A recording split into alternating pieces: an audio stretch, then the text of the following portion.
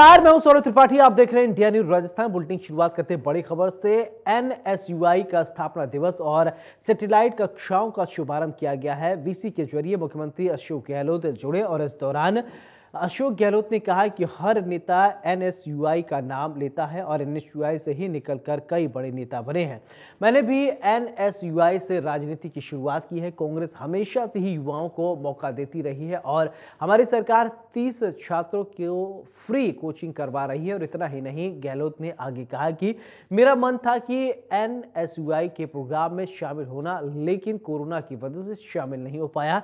इसी के साथ कहा कि युवाओं को आगे बढ़ने की कांग्रेस और इन्हें बढ़ाने की कांग्रेस की जो है वो परंपरा रही है।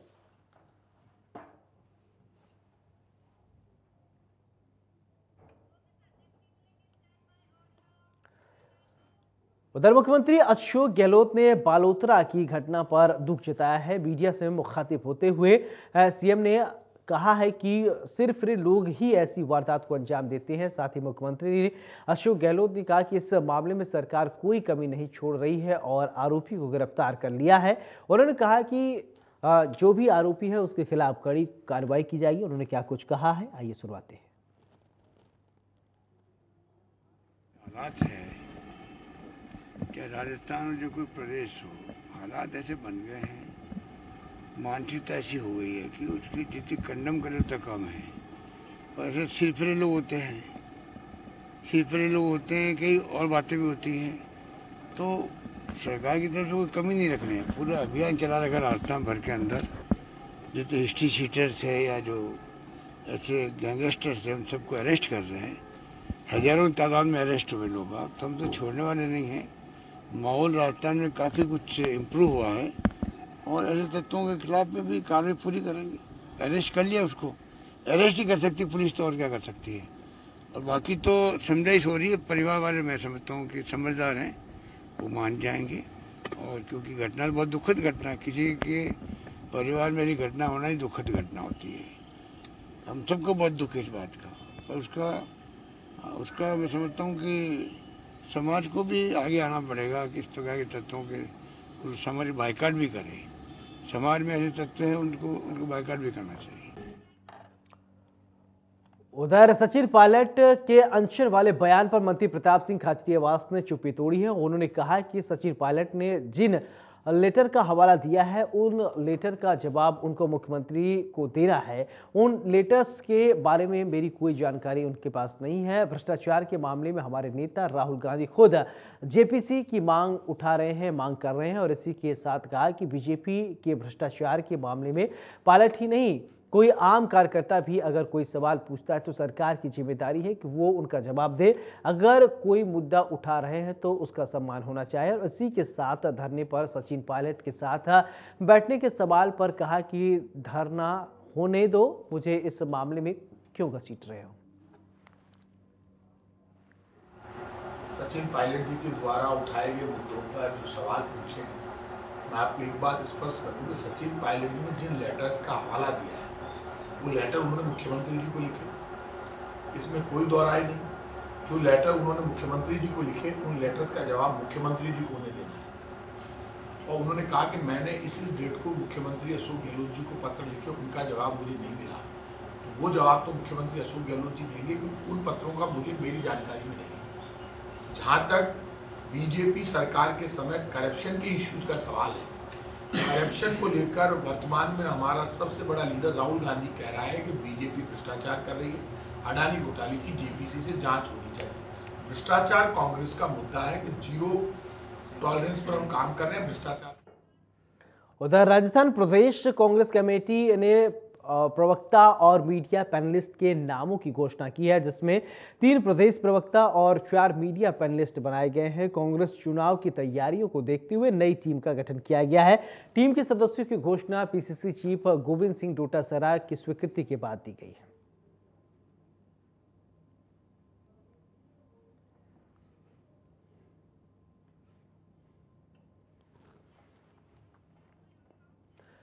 उधर बीजेपी विधायक कालीचरण सर्राफ ने जयपुर बम ब्लास्ट में मारे गए लोगों के परिजनों से मुलाकात की है। मृतक रामबाबू अग्रवाल के घर कालीचरण सर्राफ पहुंचकर परिजनों से बातचीत की है। इस बीच विधायक ने पीड़ित परिवार को भाजपा की ओर से भरपूर सहयोग का आश्वासन दिया है और साथ ही सभी को रामलीला मैदान आने का न्योता दिया है।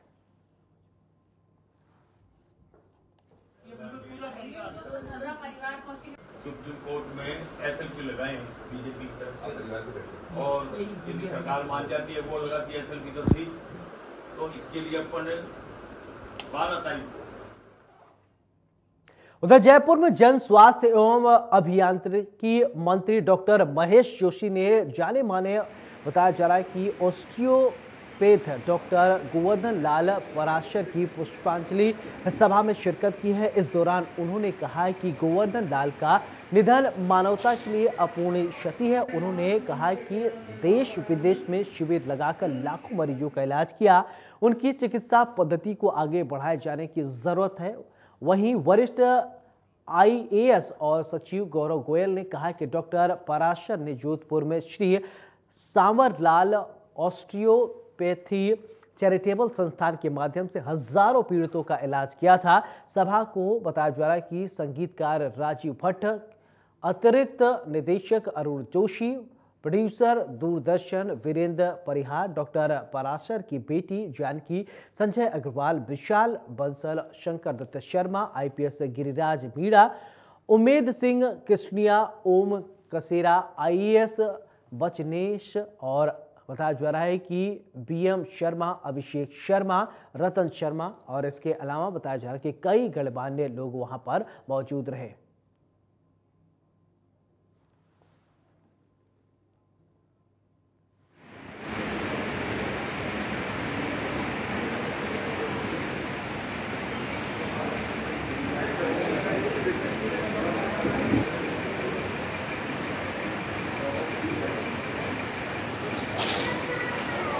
महात्मुनि के चरणों में भावानंद अनुदीक्षित साथी उपस्थित धर्म चेताएं।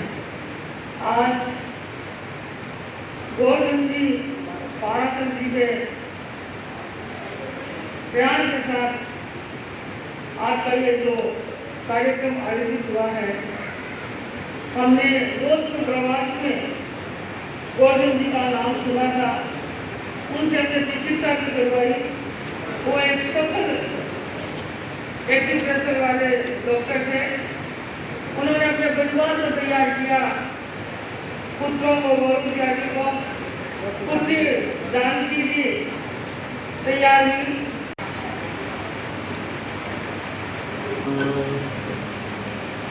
शांताकारो हरि ओम।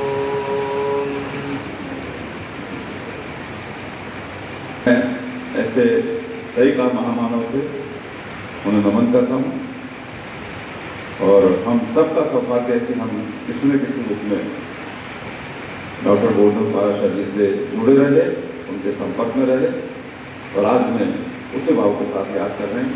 मैं उन्हें श्रद्धांजलि अर्पित करता हूँ और नमन करता हूँ और अपनी संवेदनाएं सभी परिजनों को प्रति व्यक्त करता हूँ।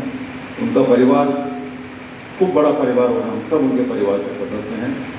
तो इतना निवेदन करना चाहता हूँ कि परिजन ये मान के चलें कि गोवर्धन पराशर जी का परिवार बहुत बड़ा है, आप हम सब लोग साथ हैं। एक बार फिर से रास्ता बना आपकी विरासत को आगे बढ़ा रही हैं उनकी सुपुत्री। एकता स्वरूप ऐसे डॉक्टर पराशर जी को मैं शत नमन करता हूँ और जैसा सबने कहा और हम सब जानते हैं कि आप हमेशा हमारे बीच हैं और आपकी सेवा भाव और आपके जो कार्य हैं उनसे आप सदा के लिए अमर हैं। अगर धरती पे कहीं भगवान है तो वो चिकित्सक के रूप में है और इस बात को साक्षात साबित किया डॉक्टर गोवर्धन पराशर जी ने। ऐसे पापा मिलना तो बहुत किस्मत की बात है, बहुत भाग्य की बात है कि आज इनकी बेटी हूँ और पूरी कोशिश रहेगी कि इनकी तरह ही आगे काम करूँ, लोगों को उनकी दर्द से निवारण दे सके। हम लोग, हमारी पूरी टीम, हमारा सारे सेंटर, जितने भी हमारे क्लिनिक्स हैं, सभी लोगों से यही हमारी पूरी एक्सपेक्टेशन रहेगी कि हम सभी पेशेंट को उतनी ही तरीके से, उतने ही टाइम में ठीक कर पाएँ और प्रॉपर इलाज कर पाएँ। बस यही कह सकते।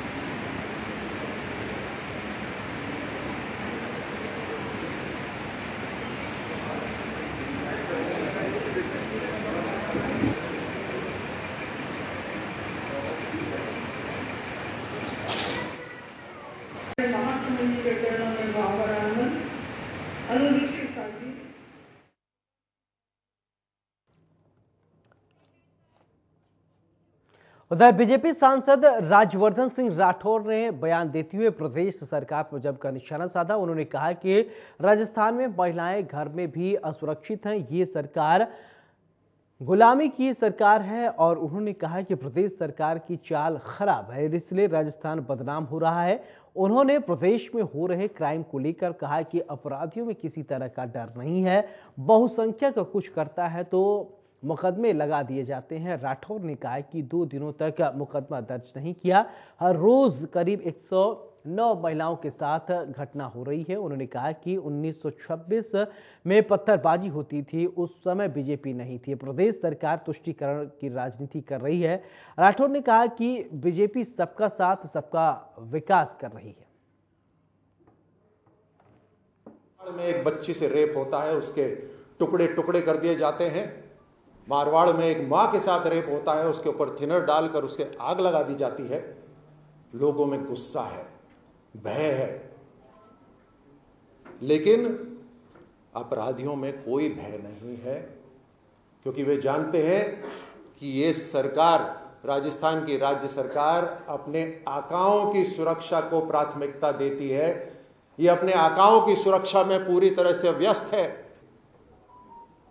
इतने संवेदनशील केस के अंदर भी 2 दिन तक एफएसएल की टीम वहां पे नहीं पहुंची, फॉरेंसिक साइंस की टीम वहां तक नहीं पहुंची। प्रधानमंत्री मोदी जी की सरकार ने 2018 के अंदर 12 वर्ष से कम आयु के बच्चों के साथ अगर दुष्कर्म हो तो उसके लिए सजाए मौत तक एक्ट पास करा, मृत्युदंड का प्रावधान रखा। लेकिन राजस्थान में देखिए 2019 से लेकर 2022 तक 93% केसेस बढ़े हैं, बढ़ोतरी हुई है। उधर मोती डुंगरी इलाके में बताया जा रहा है कि मुस्लिम मुसाफिर खाने में सादात वेलफेयर सोसाइटी ने रोजा इफ्तार कार्यक्रम का आयोजन किया, जिसमें रोजेदारों और अतिथियों का फूल माला पहनाकर स्वागत किया गया। वहीं शाम 6:51 पर सभी रोजेदारों ने रोजा खोला और देश में अमन, शांति, साथ ही भाईचारे की दुआ मांगी है। कार्यक्रम में राजस्थान सरकार में कैबिनेट मंत्री डॉक्टर महेश जोशी और अल्पसंख्यक आयोग अध्यक्ष रफीक खान, वक्फ बोर्ड चेयरमैन खानू खान, बुधवाली हज कमेटी चेयरमैन अमीन काजी और इसके अलावा एडिशनल कमिश्नर तृतीय डॉक्टर रामेश्वर सिंह और डीसीपी ट्रैफिक प्रहलाद सिंह सहित अन्य गणमान्य लोगों ने शिरकत की। देखिए, सादात वेलफेयर सोसाइटी की तरफ से आज रोजा इफ्तार का प्रोग्राम किया गया है। रोजा इफ्तार कराना एक सबाब का काम है और ये सारी मिलत जो है एक साथ बैठ के रोजा इफ्तार कर रहे हैं, आपस में भाईचारा बढ़े। ये रोजा इफ्तारी के लिए कंसेप्ट होता है, क्योंकि रमज़ान का महीना चल रहा है। दूसरा अशरा है, दूसरा अशरा है बकरीद का अशरा है।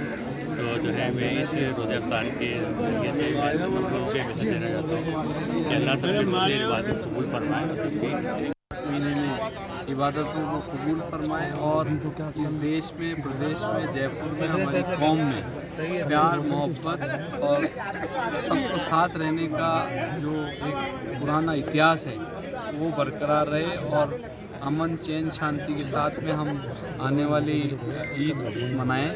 और अल्लाह ताला से दुआ है कि तमाम रोज़ेदार जो शिद्दत के साथ रोज़े और इबादत कर रहे हैं उनकी अल्लाह ताला इबादतों को मकबूल फरमाए, कबूल फरमाए। उधर जयपुर कमिश्नर आनंद श्रीवास्तव के निर्देश पर सख्त कार्रवाई की गई है। आपराधिक गतिविधियों पर लगाम लगाने के लिए आज तड़के 5 बजे अभियान चलाया गया है, जिसमें जयपुर कमिश्नरेट के चारों जिलों में 484 जगहों पर दबिश देकर 186 बदमाशों को पूछताछ के लिए थाने लाया गया और इसमें 175 बदमाशों को गिरफ्तार किया गया। वहीं इस ऑपरेशन का सुपरविजन बताया जा रहा है कि additional police commissioner Kailash Chandra Bishnoi ने किया और इसी को लेकर additional police commissioner Kailash Chandra Bishnoi ने मीडिया से मुखातिब होते हुए बताया कि जयपुर कमिश्नरेट में इस तरह से बदमाशों के खिलाफ कार्रवाई की पहल की जा चुकी है।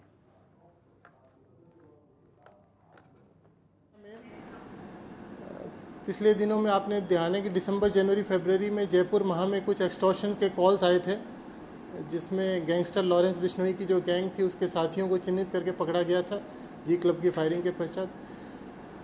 उसी क्रम को आगे बढ़ाते हुए चिन्हित जो गैंगस्टर थे हमारे और जो उनके गैंग के एक्टिव सदस्य और जो हार्डकोर अपराधी जो बाहर थे, उन पर आज मॉर्निंग में चारों डीसीपीज के नेतृत्व में और सीएसटी के सहयोग से दबिशें प्लान की गई। तो कुल मिला के 484 ठिकानों पर दबिश दी गई टीमों के द्वारा, जिनमें करीब 250 लोगों को लाया गया थाने पे। 175 लोगों को विभिन्न धाराओं में अरेस्ट किया गया है। इनमें से कुछ के पास में असला भी मिला है, कुछ एक्साइज एक्ट में गिरफ्तारी हुई है, कुछ स्टैंडिंग वारंट की गिरफ्तार हुई है। जो ये हार्डकोर बदमाशों के खिलाफ आज जयपुर पुलिस काफी एक्शन में नजर आई और तड़के 5 बजे से राजधानी जयपुर के अलग अलग इलाकों में दबिश देते हुए तकरीबन 175 के करीब बदमाशों को गिरफ्तार कर लिया गया है। वहीं ये पूरी जो कार्रवाई है वो जयपुर कमिश्नर आनंद श्रीवास्तव की सुपरविजन में अंजाम दी गई। वहीं इस कार्रवाई को लेकर additional police commissioner Kailash Chand Bishnoi ने खुलासा करते हुए बताया कि तकरीबन 484 जगहों पर जो है दबिश दी गई थी। इन दबिश के तहत तकरीबन 175 के करीब जो बदमाश हैं उनको गिरफ्तार कर लिया गया है। उन बदमाशों से पूछताछ की जा रही है। फिलहाल इस पूरे मामले को लेकर जयपुर एडिशनल कमिश्नर कैलाश चंद बिश्नोई का कहना है कि आज पहली बार इस तरह से एक साथ दबिश नहीं दी गई, बल्कि पूर्व में भी इस तरह के कई अभियान चलाए गए थे। वहीं एडिशनल कमिश्नर कैलाश चंद बिश्नोई ने मीडिया के जरिए बदमाशों को स्पष्ट शब्दों में कह दिया है कि अब आपकी बदमाशी राजधानी जयपुर सहित पूरे प्रदेश में कहीं पर भी नहीं सुनी जाएगी, न ही बर्दाश्त की जाएगी। सहयोगी कैमरा पर्सन निर्मल तिवारी के साथ मोहम्मद रजा उल्लाह, इंडिया न्यूज जयपुर।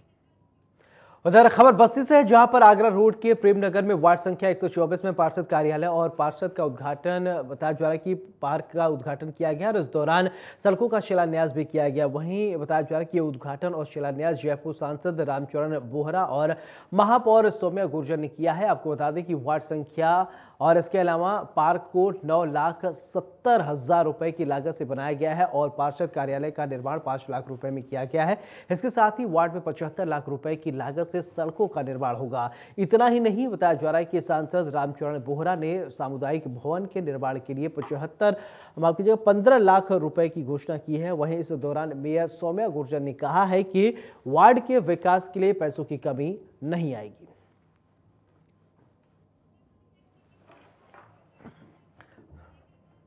उधर जयपुर के आमेर पीली की बताया जा रहा है कि तलाई में श्रीमद् भागवत गीता कथा ज्ञान यज्ञ की शुरुआत हो गई है। कथा की शुरुआत करते हुए कलश यात्रा का आयोजन किया गया और कलश यात्रा के दौरान जंगलेश्वर महादेव मंदिर से विधिवत विधि विधान पूर्वक पूजा अर्चना के साथ इसकी शुरुआत की गई। यात्रा में गाजे बाजे के साथ 551 महिलाओं ने सिर पर कलश लेकर मंगल गीत गाते हुए यज्ञ समारोह स्थल पर पहुंची और आपको बता दें कि कथा 9 अप्रैल से 16 अप्रैल तक चलेगी।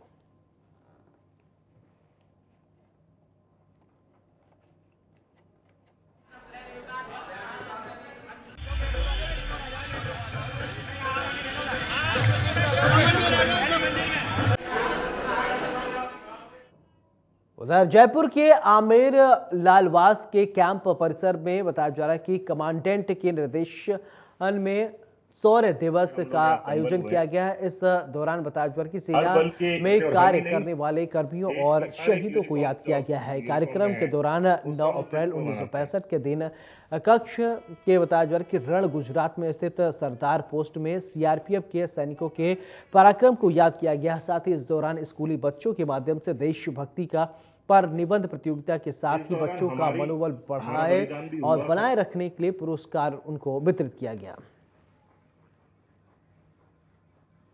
हम लोग यहाँ संबल हुए हैं, हर बल के, और हम ही नहीं, देश की हर एक यूनिफॉर्म में है, वो सब उस दिन को मनाते हैं।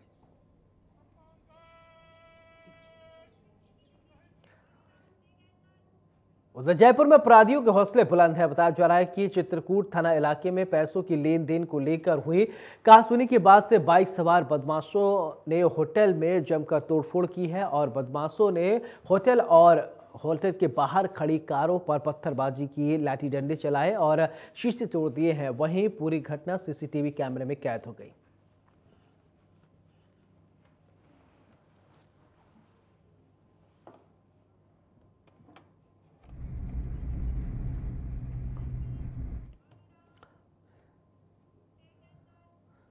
इसी के साथ इस बुलेटिन में मेरे साथ फिलहाल लेते हैं। नमस्कार।